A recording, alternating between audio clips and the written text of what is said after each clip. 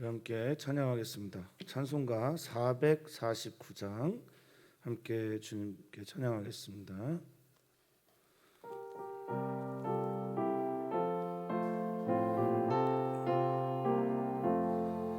예수 따라가며 복음 순종하면 우리 행할 길 완하겠네. 주를 의지하며 순종하는 자를 주가 늘 함께 하시리라. 의지하고 순종하는 길은 예수 안에 즐겁고 복된 길이로다. 해를 당하거나 우리 고생할 때 주가 위로해 주시겠네. 주를 의지하며 순종하는 자를 주가 안위해 주시리라. 의지하고 순종하는 길은 예수 안에 즐겁고 복된 길이로다. 남의 짐을 지고 슬픔 위로하면 주가 상급을 주시겠네. 주를 의지하며 순종하는 자를 항상 복 내려 주시리라. 의지하고 순종하는 길은 예수 안에 즐겁고 복된 길이로다. 우리 받은 것을 주께 다 드리면 우리 기쁨이 넘치겠네. 주를 의지하며 순종하는 자를 은혜 풍성케 하시리라. 의지하고 순종하는 길은 예수 안에 즐겁고 복된 길이라. 주를 힘입어서 말씀 잘 배우고 주를 모시고 살아가세. 주를 의지하며 주가 사랑해 주시리라.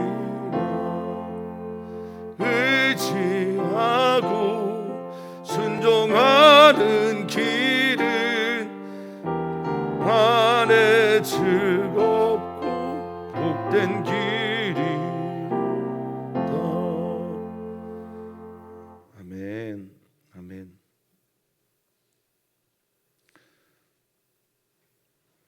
믿음의 주 되시고 우리를 온전하게 하시는 인 예수님만 바라보며 살아가기를 진심으로 소망합니다.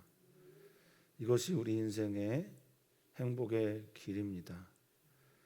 이것을 이루는 자와 이뤄가는 자와 또 그것을 사모하는 자들, 그들이 바로 그리스도인이라 믿습니다. 주님, 우리 안에 삶의 한 모습이 예수님 닮아가는 모습 되기를 진심으로 소망합니다.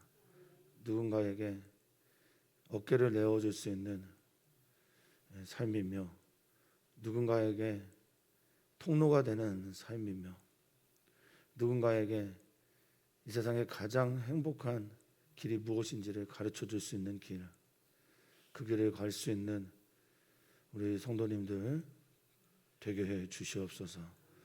오늘 주 말씀 앞에 서서 자신을 돌아보며 주님의 길을 기쁘게 걸어가려고 하는 주의 성도들을 주께서 축복해 주시고 주님의 길 걸어갈 수 있는 힘도 허락하여 주시옵소서. 감사함의 예수님의 이름으로 기도하옵나이다. 아멘. 하나님의 말씀입니다. 하나님의 말씀은 시편 15편 1절에서 5절 말씀입니다. 시편 15편 1절에서 5절 말씀 한 목소리로 읽도록 하겠습니다. 여호와여, 주의 장막에 머무를 자 누구우며 주의 성산에 사는 자 누구오니까?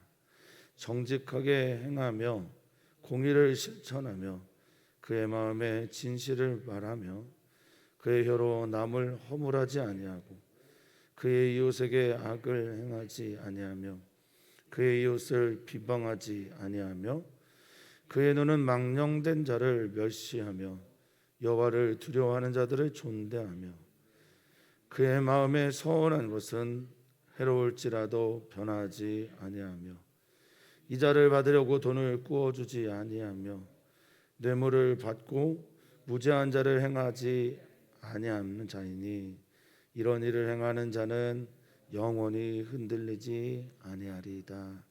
아멘. 아멘. 제가 대학 때부터 대학을 졸업하고 나서 정확한 표현이겠지만 그리고 이제 군대를 갔다 오고 직장 생활을 하는 동안 잠깐 뭐 교회를 안 나갔다라는 표현은 아닌데 아버지가 목사님이셨으니까 잠깐 좀 깊은 방황을 했던 적이 있습니다. 그때 이제 저희가 교회를 향해 던졌던 화두 중에 하나가 삶의 예배와 이곳에서 드리는 예배가 전혀 일치가 되지 않는 삶 때문에 저 자신도 좀 회의를 가졌고 그리고 교회에 대해서도 약간의 회의에 빠졌던 적이 있습니다. 그래서 그때 읽었던 책들이 주로 무신론자들의 책이었는지도 모르겠는데 어쨌든 그랬던 적이 있었습니다. 삶과 우리가 드리고 있는 이 제의적인 예배들이 일치가 되지 않을 때 그리스도인들은 위선이라는 탈을 쓰고 가면을 쓰고 하나님 앞에 신앙생활을 하는 자가 될지도 모르겠습니다. 교회 나올 때는 이런 가면을 가지고 나왔다가 세상에서는 그 가면을 벗고 자기의 민낯으로 활보하고 다니는 것, 이것이 어쩌면 우리들의 모습인지도 모르겠습니다. 그런데 요즘에는 심지어 교회 안에서조차 우리 안에 있는 욕망과 우리 안에 있는 그런 거침없는 혐오의 마음들을 대변해주는 이들이 인기를 끌고 있는 듯해서 더 속상하긴 합니다. 우리는 우리들의 예배와 우리들의 삶의 예배가 정확하게 일치할 수는 없으나 그것을 지향해 가야 한다라고 믿습니다. 언제나 어디서나 그리스도인 되시기를 축복하고 언제나 어디서나 그리스도인 되는 삶이란 다름 아닌 예수님을 닮아가고 예수님처럼 생각하고 예수님이라면 어떻게 할 것인가를 물으면서 살아가는 삶이 되어야 될 줄 믿습니다.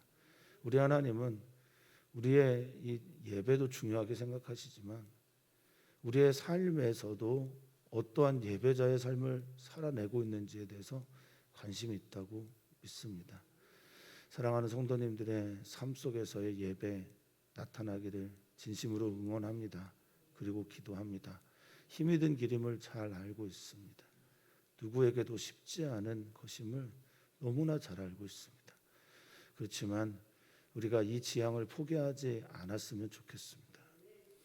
우리 삶 속에서도 하나님의 예배가 살아있기를 진심으로 축복합니다.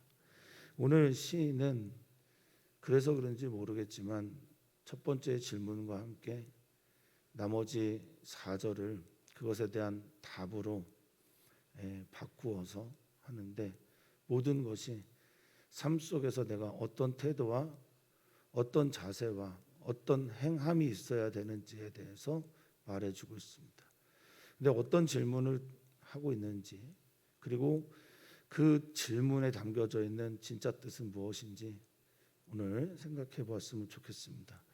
시인은 처음에 이렇게 묻죠. 여호와여, 여호와 하나님을 부르고 주의 장막에 머무를 자가 누굽니까?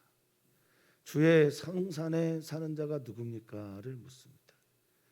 주의 장막에 머물러서 주님께 예배하고 주의 거룩한 산에 살면서 하나님을 온전히 가까이 친밀하게 대하면서 하나님을 예배하는 사람들이 누굽니까? 라고 묻습니다.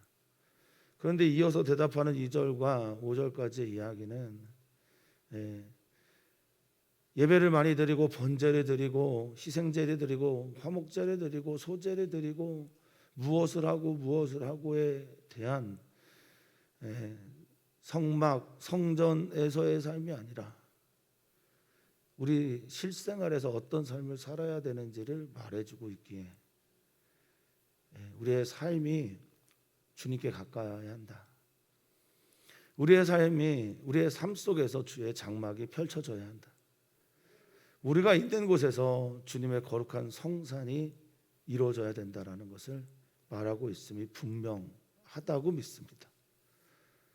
우리 삶은, 우리의 가정은, 우리의 일터는, 우리의 차 안은, 우리가 만나는 모든 장소는 주의 장막과 주의 성산이 되기를 진심으로 축복합니다.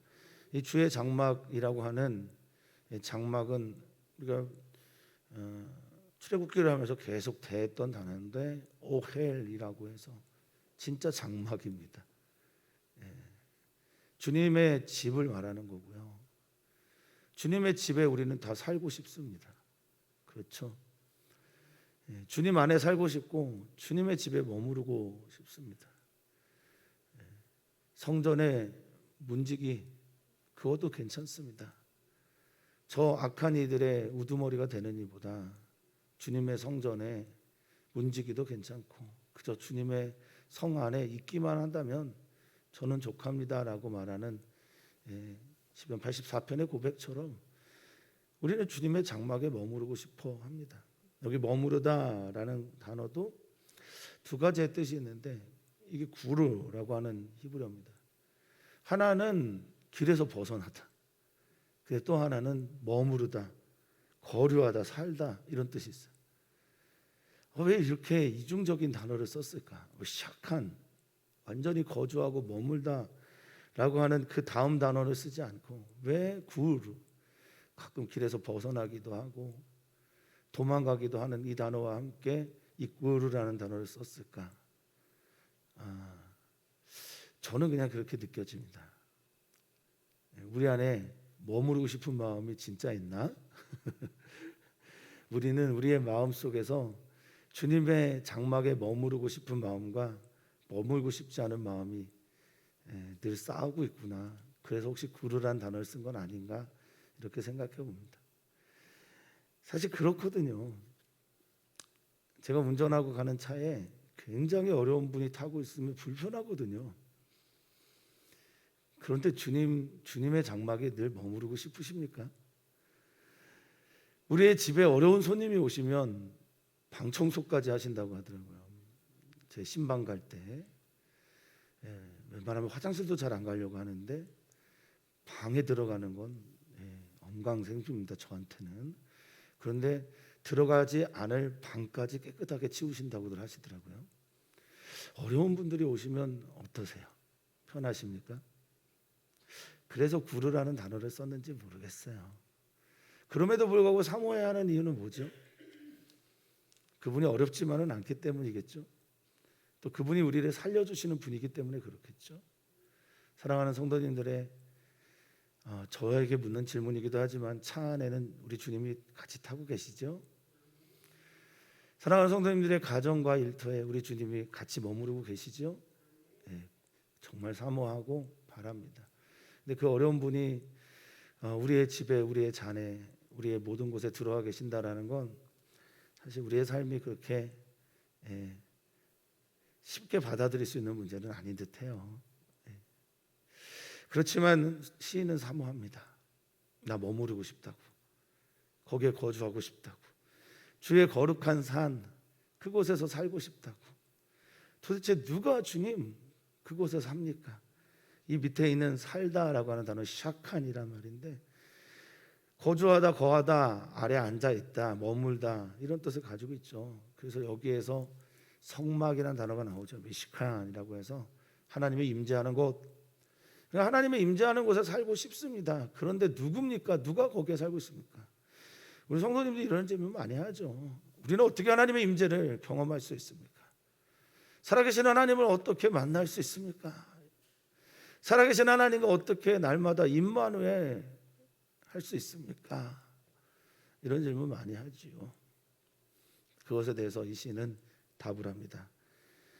어떤 것은 내가 걸어가야 될 대의를 말하기도 하고, 어떤 경우는 삶의 태도와 자세를 말하기도 하고요. 그런데 이 2절부터 5절까지의 이야기를 이해하기 위해서는 내가 주님의 장막에 머물고 싶다라는 사모함과 주님의 얼굴을 보고 싶다라는 간절함과 주님에 대한 간절한 소망과 기대가 있을 때 이 이야기가 이해가 됩니다. 주님의 사랑에 빠져 있지도 않고 주님을 사랑하지도 않고 주님을 신뢰하지 않는 이들에게, 주님의 길을 걸어가고 싶지도 않은 이들에게 2절부터 5절의 이야기는 아주 우스운 이야기일 뿐입니다. 하나님 앞에 진지하게 이 말씀을 받아들이기 위해서는 우리가 하나님을 향한 사랑이 진실되어야 될 줄 믿습니다. 자, 2절을 봅니다. 정직하게 행하다라고 하는 이 정직은 사실 정직이라기보다는 탐임이라는 히브리어이기 때문에 완전, 거룩, 건강 이겁니다. 그러니까 완전하신 하나님을 그럼 행하다라기보다는 이건 할라크입니다. 완전을 걸어가는 겁니다. 할라크는 걷다, 동행하다, 그곳을 향해 나아가다 이런 뜻이거든요. 그 우리는 주님의 장막에 머물기를 원하기 때문에 주님이 원하시는 그 완전의 길을 걸어가는 사람들입니다. 거룩을 향해 걸어가는 사람들입니다. 표대를 향해 걸어가는 사람입니다. 주님이 원하시는 그것을 향해, 그 정직과 완전과 주님이 원하시는 거룩과 주님이 원하시는 진실을 향해 걸어가는 사람들이 바로 우리가 되어야 될 줄 믿습니다. 그는 공의를 실천하는 사람입니다. 공의는 째다끄죠. 정의로도 번역되고 공의로도 번역되나 공평으로도 번역되는 이 말은 다 몇 차례 말씀을 드렸으니 아실 겁니다. 우리가 공의를 행한다라는 건 뭡니까? 하나님처럼 공의로운 사람이 된다? 하나님처럼 공의롭고 거룩한 사람이 된다? 물론 그것도 우리의 삶 속에서 나타나야 될 열매지만, 공의라는 건 결국 가장 약한 사람들, 가장 버려진 사람들, 소외된 사람들, 그들에게 하나님의 정의가, 공평이 있음을 나타내 주는 게 공의를 실천하는 삶이겠죠. 실천하다라고 하는 이 팔이라는 말은 만들어가다라는 뜻이 큽니다. 행하다, 만들어가다, 창조하다 이런 뜻이 많습니다. 하나님께서 주신 공의를 만들어가는 사람, 결국 이런 사람들은 하나님의 나라를 만들어요. 사랑하는 성도님들, 제가 이제 2차례 얘기를 했는데 이 11번에서 12번에 걸치는 이 이야기가 자꾸 여러분들이 누구를 떠올려 주셨으면 좋겠다라는 마음이 듭니다. 제가 이 말씀을 드리면 드릴수록 제가 떠올려 주세요 이랬던 분은 목사님 이러면 안 되고요. 떠올려 주시길 바랍니다라고 할 때 그분이 떠올라야 돼요. 주님의 장막에 머무르길 원했고 주의 성산에 살기를 원하셨고 그 누구보다 아버지의 뜻을 이루기를 원하셨고 아버지의 뜻이 이 땅에 이루어지기를 그렇게 원하셨던 그분이 떠올라야 될 줄 믿습니다. 공의를 실천하는 분은 누구셨을까? 그리고 말씀하실 때마다 언제나 진실을 말했던 MS라고 하는 진리죠. 이게 믿음에서 오는 말이기도 하고 발음에서 오는 말이기도 한데 신뢰라는 말에서도 나오는, 이게 원래 에무나라고 하는 말에서 나옵니다. 새끼가 엄마를 부를 때 나왔던 소리, 에무나에서 나온 소리, 이게 MS가 되거든요. 여기가 아멘이 됩니다. 아만이 되고. 그러니까 하나님을 향한 깊은 신뢰를 가지고 진실한 말을, 정직한 말을, 하나님께서 말씀하시는 진리만을 말하는 사람들, 이게 이런 삶을 살아내는 사람들이 주의 장막에 머무는 사람들이다라고 말하고 있습니다. 그는 이어서 말합니다. 그의 혀로 남을 허물하지 않는다라고 말하고 있는데요. 이 허물하다라는 단어가, 3절에 있는 허물하다라는 단어가 예전 성경에서는 참소라고 번역이 됐었어요. 참소. 라갈이라고 하는 히브리어인데, 사람들을 계속 탐지하면서, 사람들을 계속 보면서 그를 모함하고 참소하고, 그리고 정탐하면서 그에 관계된 안 좋은 이야기를 퍼뜨릴 때, 이것이 바로 참소이죠. 사단의 믿는 사람들을 향한 공격 중에 가장 강력한 것 중에 하나가 참소라는 말씀을 제가 많이 드립니다. 사실을 말해요. 사실을. 저도 이 공격을 참 많이 당하는데, 너 성격 못됐잖아. 그래서 착하려고 노력하고 예수 그리스도의 성품을 닮아가려고 몸부림치는 이것들에 대해서 위선이라고 말을 해주는 게 사단이거든요. 참소를 하는 거예요. 사실을 말합니다. 있는 걸 말해요. 왜냐하면 그는 탐지하고 정탐하고 끊임없이 보면서 그것들을 왜곡해서 하나님과 반대편으로 가게 하기 때문에 그렇습니다. 근데 그의 혀, 라숀이라고 하는 말과 언어는 남을 그렇게 참소하지 않습니다. 그럼 반대가 뭡니까? 사실은 말할 수 있으나 그 사실을 통해서 하나님의 선한 쪽으로 그를 틀어주는 사람이라는 거죠. 누가 생각이 나십니까?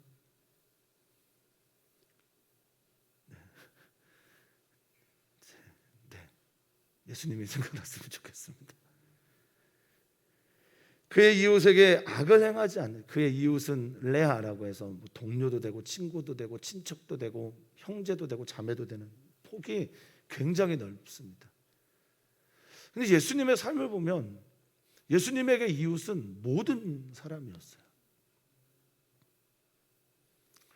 모두가 다 형제였고 모두가 다 자매였습니다. 우리는 매몰차다고 말하고 있는 예수님의 그 질문들이 있어요. 누가 내 형제고, 누가 내 자매고, 누가 내 아버지고 내 어머니냐. 보라, 여기 아버지의 뜻을 행하는 사람들, 여기에 있는 형제들이 내 가족이다라고 말씀하실 때, 야, 참 매몰차다라고 말하나, 우리 예수님에게는 모두가 다, 우리도 포함해서 우리 모두가 다 예수님의 형제요, 자매요, 가족임을 믿습니다. 그래서 어떤 신비주의자는 죽으면서 나의 형제 예수님, 내가 예수님께 갑니다, 이렇게 외쳤다고 하지요. 그게 실제로 믿어졌습니까? 어쨌든 그 이웃에게 그래서 악을 행하지 않는 겁니다. 악이라고 하는 이 라라고 하는 거는 범죄고 죄악이죠. 다른 이들을 모욕하고 그를 죽이고 심판하고 뭐 하는 모든 종류의 악을 행하지 않는다. 그러면 악을 행하지 않으면 어떻게 해야 악을 행하지 않게 될까요? 사랑하면 악을 행하지 않게 되죠. 이웃을 내 몸같이 사랑했던 겁니다. 누가 생각이 나십니까? 그의 이웃을 비방하지 않습니다. 여기 비방하다라고 하는 단어가 히브리어는 헤르파인데요. 이 헤르파라는 단어는 비방하다라는 것도 있지만 수치와 부끄러움, 욕, 이런 것들이 가깝습니다. 그러니까 비방을 해서 그의 수치를 확 드러내는 겁니다. 뭐 우리가 알고 있는 본문 중에 가장 대표적인 것 중에 하나는 요한복음 8장입니다. 예수님이 가늠한 여인은 어떻게 하셨을까? 예수님이 요한복음 4장에 만난 사마리아 여인에게는 어떻게 하셨을까? 예수님이 자기의 몸을 씻고 발을 끊임없이 닦아주고 있는 저 귀신 들렸다고 말하고 있는 막달라 마리아, 그에게는 예수님은 어떻게 하셨을까? 수치와 치욕과 부끄러움, 그것들을 들춰내기보다는 오히려 우리 주님 앞에 가면 그 모든 것들이 품어지게 되죠. 물론 수르보니게 여인, 가나안 여인이라고 하는 그 여인에 대한 이야기도 있습니다만 그것도 역시 그를 들춰내기보다는 그를 사랑하기 위한 것임을 우리는 본문을 통해서 몇 차례 발견하게 됩니다. 자, 4절입니다. 이렇게 이웃을 사랑하는 그 사랑의 마음이 가득한 그는 또한 이렇게 그의 눈은 망령된 자 그를 멸시한다라고 말하고 있습니다. 예수님은 바리새인들과 서기관과 대제사장과 헛된 것을 추구하고 있는 거짓된 사람들에 대해서 어떤 태도를 취하셨습니까? 여기 망령되다라고 하는 이 단어가 마스입니다. 해버려요. 마스인데 이건 가장 기본적인 뜻이 하나님의 뜻을 거절하다. 하나님의 뜻을 거부하는 사람. 믿는 사람들과 상담을 하든 믿지 않는 사람들과 상담하든 저도 때로는 무신론자가 될 때가 있지만 어쨌든 영적인 무신론자가 되는 수많은 사람들 다 살펴보면요, 하나님의 뜻을 거부하는 가장 큰 죄가 무엇인지를 모를 때가 너무나 많습니다. 하나님의 뜻, 가장 큰 하나님의 뜻은 무엇이냐? 하나님은 우리를 사랑하신다는 거예요. 그걸 거부하는 게 가장 큰 죄입니다. 저에게는 그렇습니다. 하나님이 우리를 사랑하시는데 하나님의 사랑하시는 그 사랑을 거절하는 게 바로 여기 망령되라고 말하는 마스라고 하는 단어입니다. 예수님은 공생애를 시작하면서 하나님으로부터 이는 내 사랑하는 아들이요 내가 이를 기뻐한다라는 말씀을 듣고 그의 공생애를 시작하셨습니다. 사랑하는 성도님들, 어떤 경우에도 잊지 않아야 될 말이죠. 이는 내 사랑하는 아들이요 내 기뻐하는 자라. 그런데 그것을 거부한다, 거절한다, 이게 바로 망령된 자입니다. 그래서 그들에 대해서 업신여기는 거예요. 멸시하는 거예요. 그들을 두려워하지 않는 거예요. 맞자라고 해서 그들을 경멸하는 겁니다. 그들이 갖고 있는 신앙을 우습게 생각하는 겁니다. 그들이 가지고 있는 권력, 종교 권력을 두려워하지 않으시는 겁니다. 누가 생각이 나십니까? 또한 여호와를 두려워하는 자, 여호와에 대한 이 아래가 있는 경외감이 있는 사람들. 그래서 이 사람은 가장 대표적인 게 세리와 바리새인의 기도였죠. 바리새인은 와서 크게 저작거리에 서서 거리에서 기도하잖아요. 그것도 서서. 하나님 감사합니다. 내가 무슨 종교적인 행위를 금식도 하게 하시고 기도도 하게 하시고 내가 구제도 하게 하시고 특별히 저 세리와 창녀들처럼 저를 만들지 않아서 감사합니다. 뭐 이러면서 기도하는데 하나님을 경외하는 세리는 어떻습니까?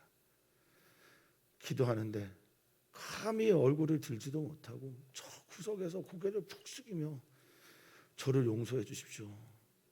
저 죄인입니다라고 기도할 때 예수님이 뭐라고 하셨습니까? 어떤 부자들은 돈을 짤랑짤랑거리면서 들어와서 연복에 돈을 넣는데 예수님은 과부의 2렙돈에 대해서 뭐라고 말씀하셨습니까? 당대의 어린아이는 그냥 죽여도 된다고 생각하는 그 시대에 어린아이를 두고 예수님은 뭐라고 말씀하셨습니까? 여호와를 두려워하고 경외하는 사람들, 야레가 그 안에 있는 사람들에 대해서 예수님은 존대하셨습니다. 이 존대가 카바드예요. 카바드가 뭐냐?